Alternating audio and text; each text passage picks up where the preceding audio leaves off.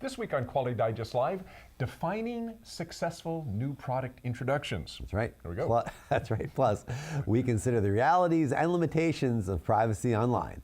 That and more when we come back.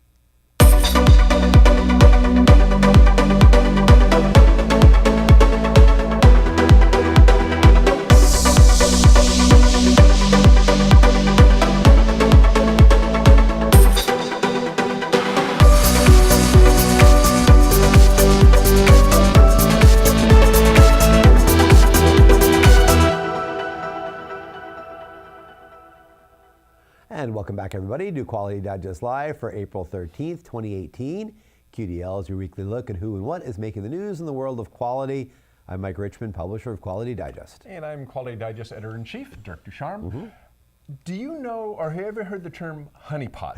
I've heard it very often, yes. I'm thinking more in internet security, not the little blue cubicles you see out at job sites. That's a different kind of honeypot. Sorry. So in internet security, if you haven't heard the term, a honeypot is basically a trap for automated trolls, automated spammers, bots that go to your site, usually to leave comments or bogus registrations. Basically, they're looking for forms to fill out to leave bogus comments and trolling, but these are automated, right?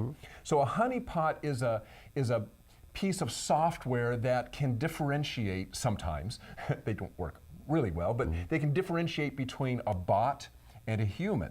And if it detects it's a bot, the honeypot can then make a decision. Do they want to block it? Do they want to just lead it down a path so it doesn't do anything without really notifying it that it's been detected?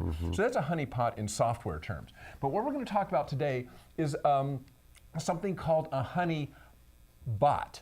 And this is not a honeypot, but a HoneyBot, a honey robot, so to speak. And the issue here is that more and more devices that were never designed to operate on the internet are coming online in homes and factories, the Internet of Things, IoT devices. And this has opened up a new range of possibilities for hackers looking to wreak havoc in both the digital and the physical world. So now we're not talking about hackers just coming in and messing around with your software, your website, or whatever.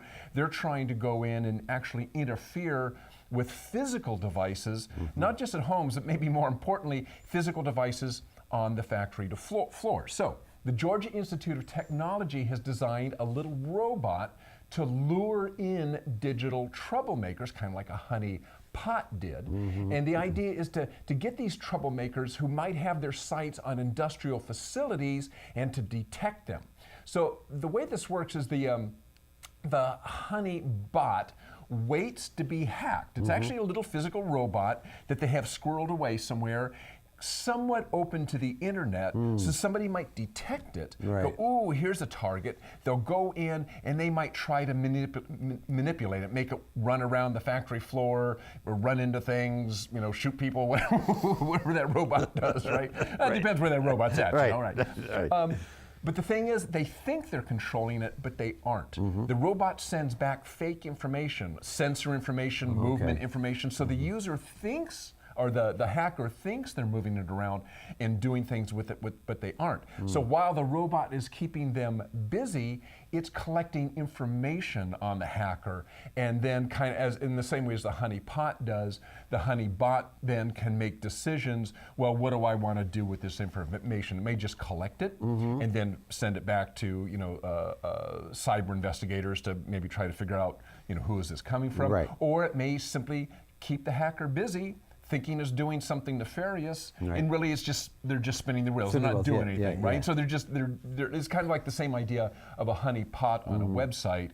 The hacker thinks they've disrupted something, but really they've just gone off into a dead end and done nothing. So it's the same idea, but for IoT physical devices. Yeah, how interesting. Well, I mean, it's kind of cool. Well, as I understand this, and I think you certainly know better than I mean, so hackers have what they call digital fingerprints, right? I mean, there's certain signatures that you can detect. So, I mean, like you say, the ability to kind of counter hack a hacker, while the hacker thinks it's doing something nefarious to you, you're gaining information on the hacker, can actually eliminate hackers, can actually take hackers down. The problem is that, like, I mean, because I've watched this I can watch this live on our own website. Because you hacked into it?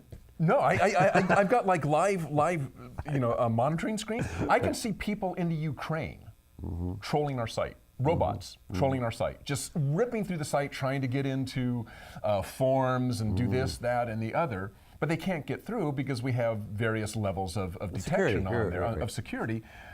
But you can't, even though you know where they're coming from, it's a server in the Ukraine. Right. Okay, right. So, well, you know where it's coming from. Big deal. What do you get? Nothing, right? You can't do anything about it other than make some decisions. Do you want to block them? Do you want to just keep them busy? Do you want to ignore them? Whatever. This is the same idea. If it was somebody that they could maybe access, if it was somebody maybe within the United States trying to do something, well then yeah, they might be able to take action. More than likely, I suspect what they're going to do is just gather this information and use the information to learn how to create more robust defenses, right? So that's really where the value is going to come in, is how did they hack into this robot? What did they do? What was their methodology? Well, once you know that, because this is all kind of a brand new field, right? Hacking into IoT devices. Once you know that, then you can set up defenses. And this is really important because we're talking industrial, you could shut down an entire factory, right? So it's kind of important stuff. Yeah, exactly right. Good stuff, right? Thanks, Dirk. Yep. All right, well, another important topic, developing profitable, timely, and high quality products. And it's more important today than it ever has been before. Visibility into product performance has never been higher, while competitive pressures continue to squeeze margins and time to market. And to compete, manufacturers must deliver better, faster, and cheaper. And it's relatively easy to accomplish one of those things, and considerably harder to accomplish two, and it's outright difficult to achieve all three at the same time. And to do so requires a strategic, collaborative, and digitalized effort. Manufacturers devote considerable efforts to new product introductions, or NPI, yet even with lots of investment, both in terms of time and money, more than half of all new products fail to meet all NPI success criteria. Better results can be achieved by removing the obstacles that prevent collaborative NPI. Of course, doing so is easier said than done. So to tell us more about how this can be achieved, we're very pleased now to welcome Dan Jacob of LNS Research to the show. Dan, welcome back to Quality Digest Live. Thanks, Mike and Dirk. Thanks for having me back. Of course, of course. Hey, well Dan, you and your team at LNS Research, you guys have done a lot of digging into this whole topic, and actually you've released an ebook. We actually have a link to it below the page, the player page there. The ebook was called Sustainable Growth via Profitable, High Quality NPI, and it kind of summarizes your findings in this research. So what could you share with us today that are some of the biggest takeaways that readers will get?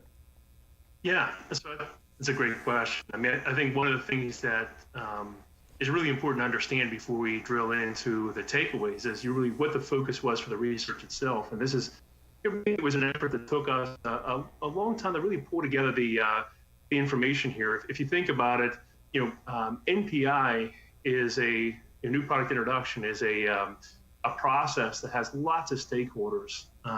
Quality doesn't really own that process. It's a supporting function. It's an area that a lot of quality leaders, when you talk about culture, you're thinking about the holy grail of quality and becoming more proactive.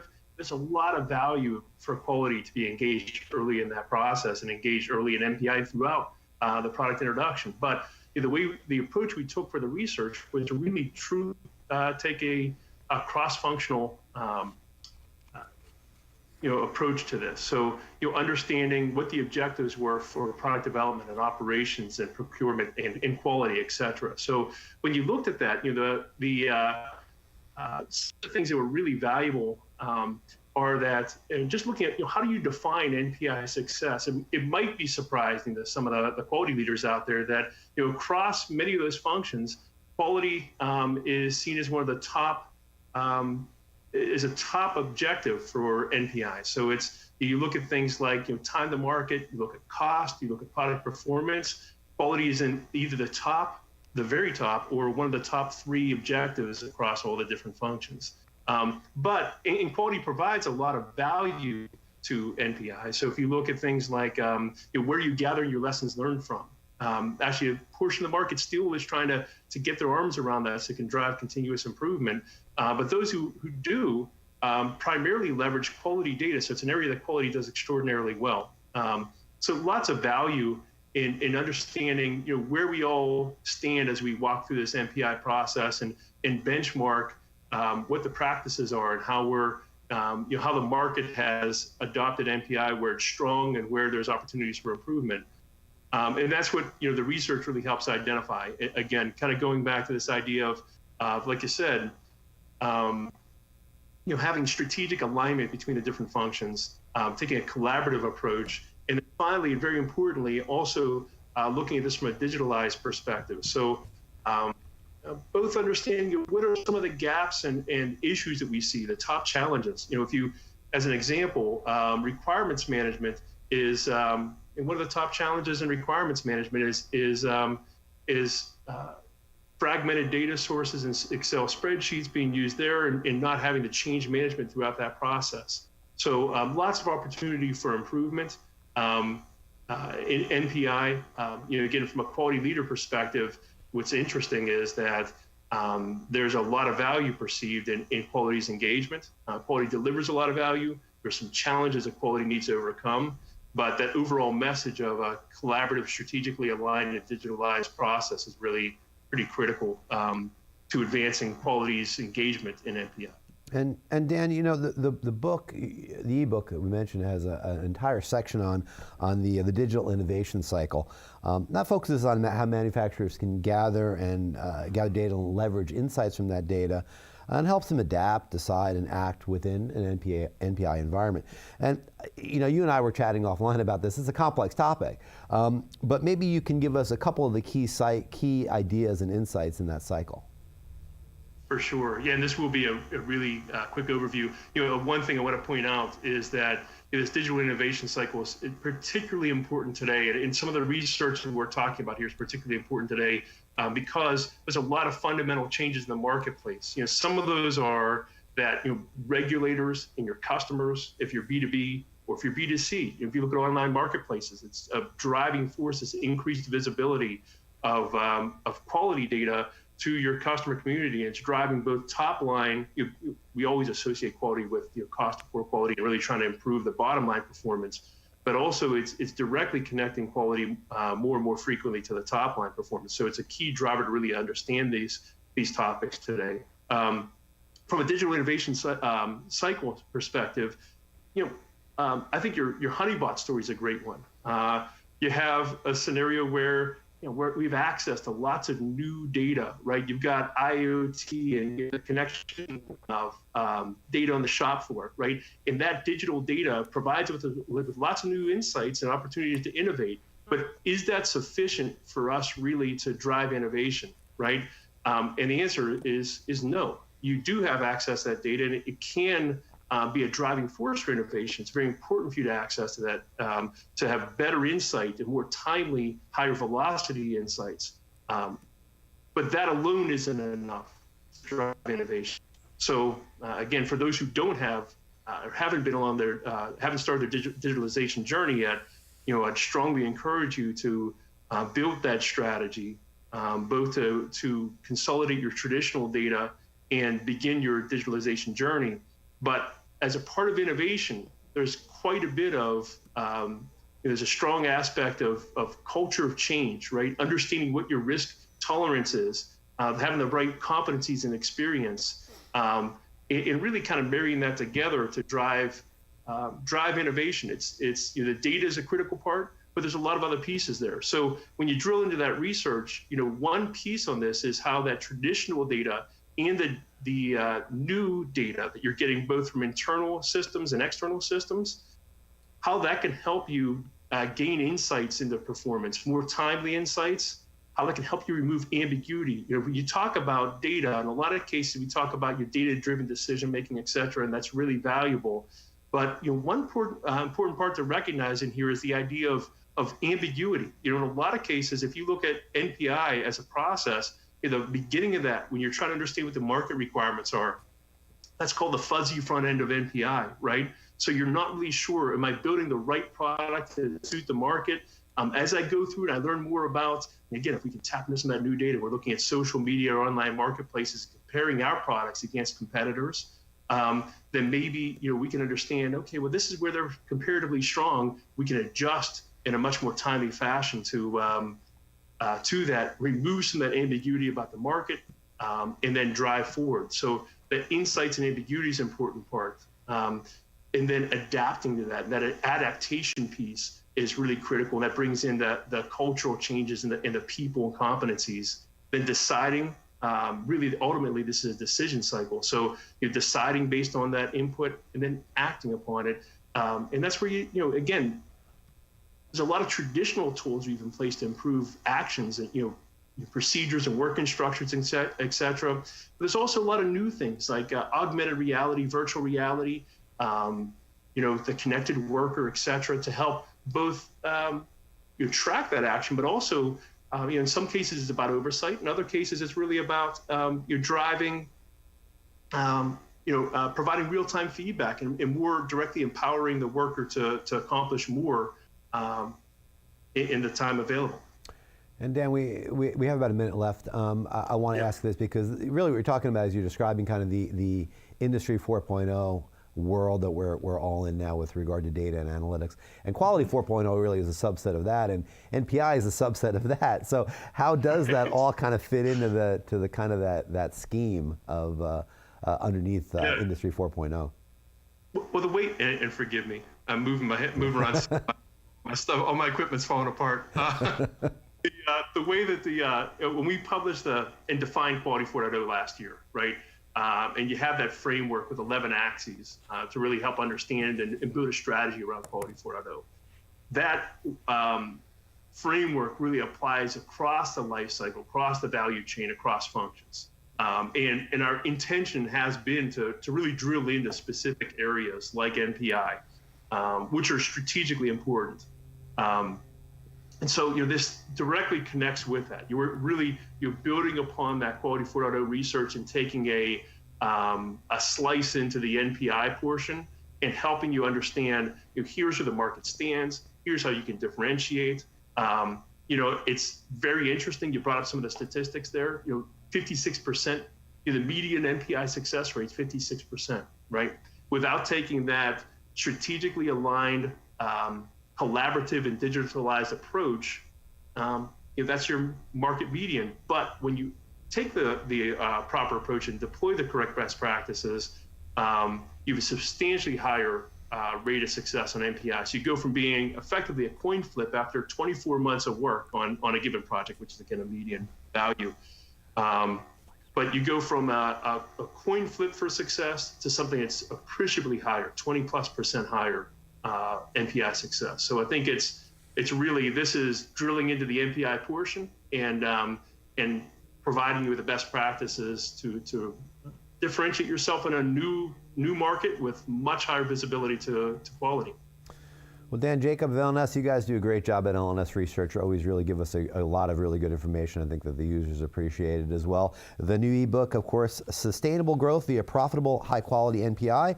It's out now, and folks can download it. I think, Dirk, you said there's a link. There's a link, underneath the player page down there at the very bottom. If you're on our big player page, there's a link at the bottom there that links out to the ebook. And in Dan's latest article as well. Yes, in Dan's latest article. So Dan, thanks again for joining us this morning. We'll see you soon. Thanks, guys. Take care. Thanks, Dan. Talk to you, Dan. Bye. Take care.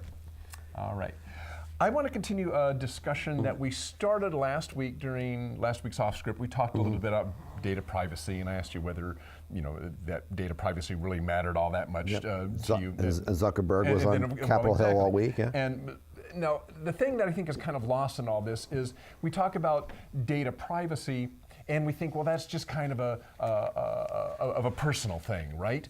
This is, my data gets hacked, or your data gets hacked, or we share information maybe we don't want to share on Facebook or whatever. Right. But this really boils down to something that is important to companies as well, because companies are people, and people within those companies might be posting to Facebook pages. A company Facebook page I'm talking about. Most companies might have a LinkedIn channel and people are posting to that, and they might be posting stuff that the company doesn't really maybe want to share, or they're using a company credit card on an unsecure Wi-Fi connection, right? So the whole data privacy issue isn't just about personal data privacy within our own lives. It affects what's going on within companies, and that's why I think it's important to talk about this actually just a little bit more. So, Zuckerberg finished up his testimony before Congress. That was yesterday. It was pretty interesting viewing. There was a lot of good give and take, a little bit of dancing around by Zuckerberg. Yeah, a little bit of that too, sure. I thought it was actually a pretty interesting. I didn't watch the whole thing, but I watched maybe an hour's worth of it or so. But I still came away believing that most of us, most Americans, most everybody in the world aren't really all that concerned about data privacy. I mean, intellectually, we go, oh, no, I don't want my data being shared, and oh my gosh, no, I wouldn't want anybody to see that. And then I go out on Facebook and I post my drunk pictures, or I sit in a Starbucks over an unsecure Wi-Fi connection, and you order whip out my Amex and order something from Amazon. Yeah, right. Yeah, I really care about data privacy, right? Well, stop me at all. And I don't want to jump in on you here, but I mean, for me, I know when I think about this from a big picture perspective, I kind of expect, well, if my information gets hacked and there's $10,000 worth of purchases made on my account or accounts, somebody else is going to handle it. The bank, the credit card. I mean, it's like, well, you guys deal with it. You're going to pay for it at some point because the bank's not going to do this for free. Right. So somewhere along the line, your bank charges a little bit more for this, a little bit more for that, because if it becomes too much of a problem, they've got to recoup that cost, right? It's kind of like insurance, right? Some way or another. Yeah, some way or another, somebody's going to pay for this. Yep. So this came up during Zuckerberg's testimony, and matter of fact, Zuckerberg even said, hey, maybe the government should step in a little bit. Maybe not too much, but maybe they should step in a little bit. Unbelievable thing for a private owner or a private company to say, but this is the world we're in now. He didn't go too far out on a limb with it, but, and the thing is, and some of the, obviously, not to be too stereotypical here, but you actually saw it during the testimony, Republican congressmen and senators were going, well, we don't feel real comfortable with that, but maybe. And Democrats are going, oh, sure, that sounds like an awesome idea. Regulate more. Regulate more. But the question comes up, this is being done. United States itself does not have a blanket privacy laws. We got a little patchwork of laws. We got privacy related to electronic medical records. We got privacy laws related to financial records. But we don't have an overall you should do this kind of law. Like I know you're going to mention. Well, the Europeans, right? You probably heard of it, the GDPR, the General Data Protection Regulation, which is coming out. And so some privacy people are looking at that and going, wow, that sounds like a good idea. Here is the EU is going to implement kind of this blanket privacy law, which is going to be very sweeping, and that's a good thing. Well, I was talking to, we've had him on the show actually, Martin Volk, who's a cybersecurity expert. Yeah. And he's going, well, maybe, except he thinks the GDPR is going too far. And he says certain European countries, Germany, for instance, has gone way too far and has gotten some pushback. They've gotten so restrictive on their privacy laws that it's actually frightened, so to speak, companies like Facebook and Twitter and Google to take down and delete stuff which isn't even against the law. It isn't even against German law, but they're so afraid of being hit with a 50 million euro fine that they just censor themselves to death, or have been. This law may be changing a little bit. So the question I bring up in the op-ed that I wrote is like, well, if the United States government isn't going far enough, and GDPR, the Europeans, are going too far, where's the happy medium? Well, there is a country out there that might be on the right track. Martin Volk was actually kind of liking it, and that's New Zealand.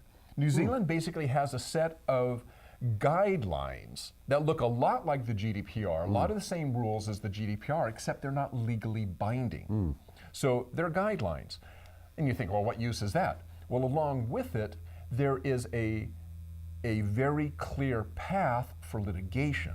So if as a user or a company or whatever, you feel that your privacy has been breached, there is a legal path that you can take. And the way I look at it is kind of like, let's think about libel law in the United States, right? It's not a crime, a misdemeanor or a felony to libel somebody, but it is a civil Yeah. thing. Yeah. And so as if I decide I want to take action against you for libel, well, there's a set of guidelines. This is what constitutes libel. If you meet those, you can be sued and I get money Yeah, from but how you. many people are in New Zealand, live in New Zealand? I mean, Well, the scale, I mean, the scale- you're going to have the the scale is courts different, yeah. potentially clogged up with a lot of these cases. I mean, Well, I don't know that we would here either. No. But I think what was attractive about it, I think what Martin Volk liked about it, and I understand it, is that it's not prescriptive up front. It's like, look, here's the guidelines, here's what you should be doing. If you don't do this, you could be into a civil lawsuit, right? And we'll back up the person who does that civil lawsuit if they can show that you broke those rules. Right, and at that point it becomes a cost of doing business. You say, well, okay, it's a risk management issue. You say, well, it's a percentage of us getting caught on something like this is X, and there's potentially Y number of people that would sue us for this, and the potential payouts could be Z. So do the math, and it works out to this. Meanwhile, our business model makes us $500 million a year. So it's like, well, we're better off not. I mean, that's the thing I mentioned in the off script too. That you have to remember is these are the business models for these companies. Facebook's business model is an advertising business model based on data, based on serving ads, based on what the data is telling them of their users. Well, so, but we're not talking about legitimate use of data. I know, but what I'm saying is it edges into that, where maybe if the GDPR goes too far, if maybe some German law goes too far, and it edges into the ability of these companies to just do their business as their business model is, yeah, they're going to get scared away. They're going to say, well, if we can't serve ads to users based on what they're showing, what we know their habits are, based on what our advertisers want to do and show the messages, or if I'm going to be severely limited in doing that, to heck with it. Why am I even going to bother with the market at all? Right. And I mean, maybe some people say it's no great loss, you know. So there's less social media in Germany. Who cares, right? I mean, right. But it's a business model for those companies. So you have to weigh that. Well, but remember, in particular, what we're talking about in Germany is one of the things that was happening there is that Google, for instance, was taking down basically news because they were afraid, or so the reports I've read, because there was fear that the Germans might not like this. There's a law against this. I might be getting too close. This might be too close to what the German law might call fake news. Therefore, I'm not even going to post it, or I'm going to take it down. Which gets, now you're really boiling over into self-censorship, which is a whole different deal. Yeah, but I mean, and the Germans are getting some pushback on that. We talk about this as a media company too. You have to identify for your user what's sponsored content, what's opinion, what's news. I mean, opinion is fine. I mean, opinion is interesting. I mean, unless you feel so afraid of putting it up, you don't put it up. Well, because you're afraid of getting a 50 million euro fine. Right. Well, that's what I'm saying, that you can go too far. I think that's what Volk was saying as well. You can go too far. And you have to bear in mind that media companies exist to be a little confrontational sometimes. I mean, media is about getting eyeballs. It's not all clickbait, but you want to get people to give you some attention. So you're trying to come up with content that's interesting and engaging, and that will get people to read it.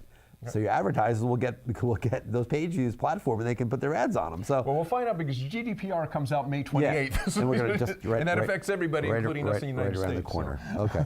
All right. Well, I got a quick off script for you, Dirk, because we do have a couple minutes. So we chatted early in the show about LNS Research and new product introductions. Don't look, Dirk. Come on, you always do that. My gosh, you're so nosy. Yesterday.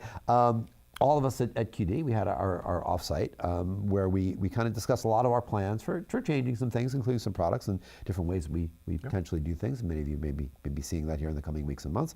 So my question is, what do you see, in the minute you have, as the key facilitators of the right kind of change for an organization? The good change, the change that you want to make to be, moving forward as a company and giving your people your users new stuff. I mean, are the key things communication? Is it the willingness to embrace uncertainty? Is it empowering your team members? Is all that, none of that? What are the things that you think are the key things that you need to do to make that good change happen?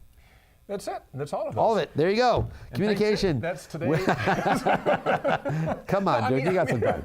No, I mean, yeah, you have to have an environment where it's okay to have stupid ideas, okay, where you can just throw them out there and they can be shot down, but that it's okay I mean, politely shot down, where you feel comfortable with putting ideas out there. So you've got to have that environment where there's no such thing as a bad idea, just one that won't be implemented.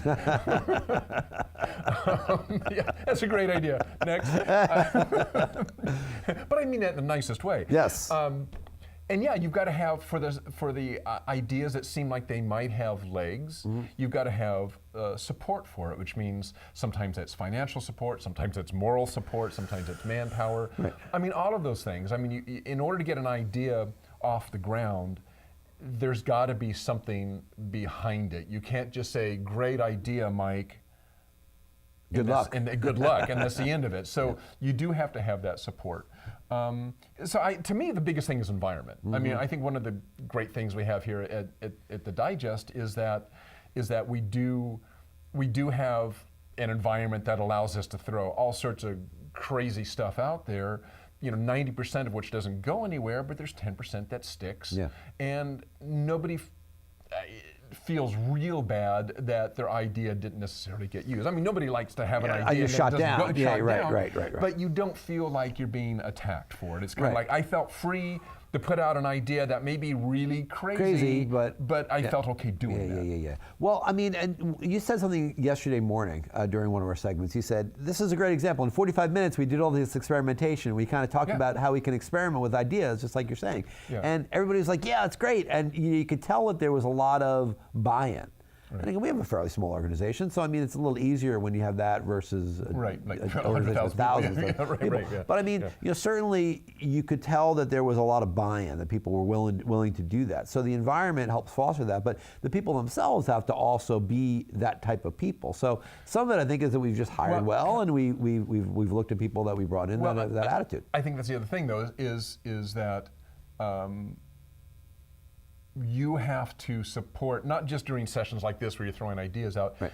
Again, that environment has to be an environment that cuts across just every day-to-day job, where people feel comfortable coming to work, having ideas, feel free to disagree in the middle of the day about something that's going on. I mean, you have to have kind of that free flow of ideas and that ability, Deming, no fear kind of thing, where it's okay. I can come to work and I can have my opinions and I can put them out there and they can be shot down and I can shoot down somebody else's opinion as long as I do it in a constructive, in a worthwhile way, and that we all know that we're there for each other. Then I think you have an environment that fosters innovation. And you can't have this innovation without having no fear. Yeah. And it's all about the ideas themselves. It's not about personalities. That's the other thing. It's none of us taking anything personally. When it's not like we're in a place where it's a gotcha, or you got yours, now I'm going to get mine, it's my turn, or whatever. It's like the best idea wins, as it always should, but it doesn't always, but it should always. Should always. So it was a good session yesterday. We had a good time with that. Some new products coming up. Yeah, you're going to see some different stuff here. Yeah, coming out from Quality Digest. Get shot down. That's right. All right. Thanks, Dirk. All right, well, that's our show. That's the show. That's it. That's 33 minutes after the hour. That's right. Thanks again to Dan Jacob of LNS Research for joining us today on the show. And check out the ebook. Again, I had to look this up. It was Sustainable Growth via Profitable, High-Quality NPI. And you can see that in Dan's article, links as well as at the bottom of the page there. So thanks all for joining us. Have a great weekend. So long. See you next week. Bye.